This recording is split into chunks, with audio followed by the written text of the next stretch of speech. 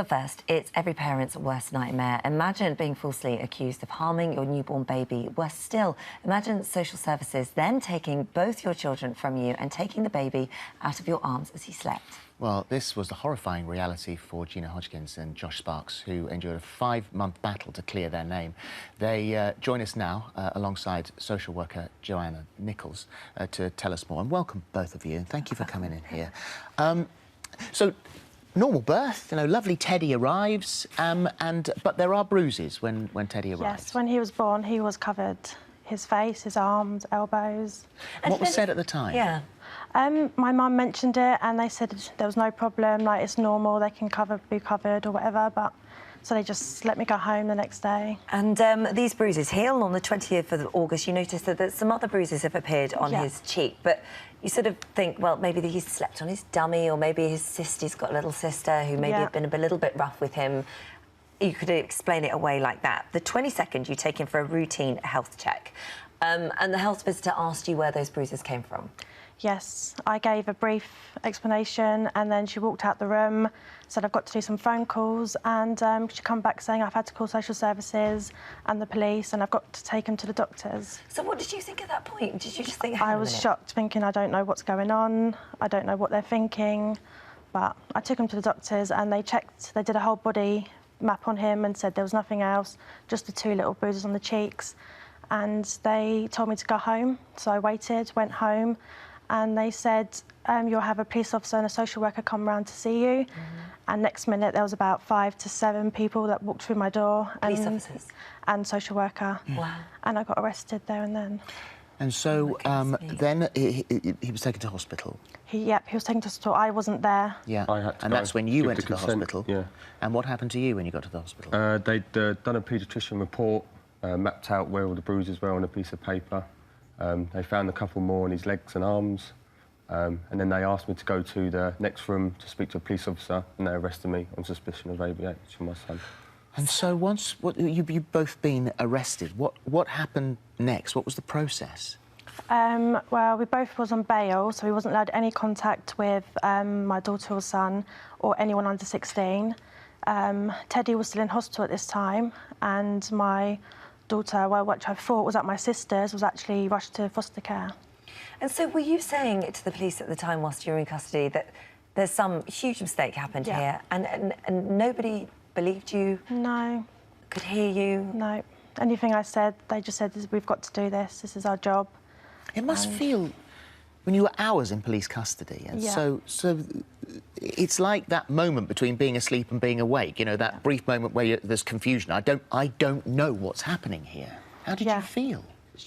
I didn't know what to feel. I just was crying the whole time in the cell, didn't know what to do, didn't know who to speak to. When I come out, I just went home and just remember being at home for about 2 weeks on my own. Well, it was your mum that had this light bulb moment. Yeah. And she put 2 and 2 together, and it was a condition that you yourself have. I got diagnosed at the same time as Teddy, but my brother, Oliver, has it already. And let's just explain what this is. This is Ehlers-Danlos syndrome. Yes. And this is bruising that can happen throughout the body. Yep. He's got the type 3, so it's hypermobility, so he's got stretchy skin, fragile skin, bruises easily. Double-jointed bones. Yeah, all the same, but it's a condition that you can only... You wouldn't know you've got it unless you've been tested or seen about it, so it's quite hard to see from visual. To prove. So how did you go about proving that's what it was and getting the diagnosis? It wasn't until we got to court, so we had to go through court, and I mentioned it to my solicitor and showed her the pictures of Teddy when he was born, because they said it didn't look right. And then as soon as we went back to court, they asked the judge if they could have anything done or anything looked into, and he was taken up to London to see a professional, and he was then looked at then, had blood tests done, and then we just had to wait for... So how long between it being discussed, this is the syndrome, this is the cause of the bruising, and you getting him back? So we had the testing done in October, and he wasn't home until January. Oh, my goodness me. So we had to wait that long for the professionals to give their report in. And then when you finally got him back and you've got your baby with you once again, what was that moment like? Relief. Yeah, it was strange. But I was happy to have my family back.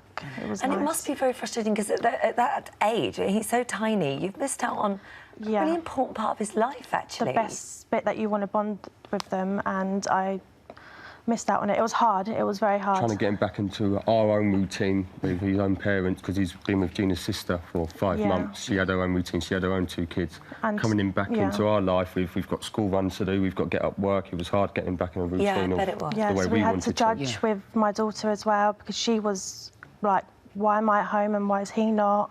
So to explain to her every day, and that was hard as well. The judge apologised to you? Yes. Yes.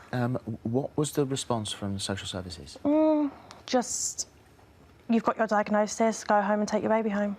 That was pretty much it. You can understand that social services, I mean, you know, without that, they do a great job, you know, and you can understand why, if there's alarm bells, that they have to act on that. I think 100% they should do their job, and I don't blame them for doing that. I just think there's a way to go about it, like what they're causing us grief as well, and not just them, so it's nice to... Joanna's worked in social care for 20 years, and you say that the figures, if you look at them, are staggering. I know, that's the trouble. That's what we're looking at here. And we were chatting about this earlier. The reality is that time in your whole life that you're most likely to be killed is when you're aged under 1. Around half of all the child deaths that happen where cruelty is involved, the child is under 1.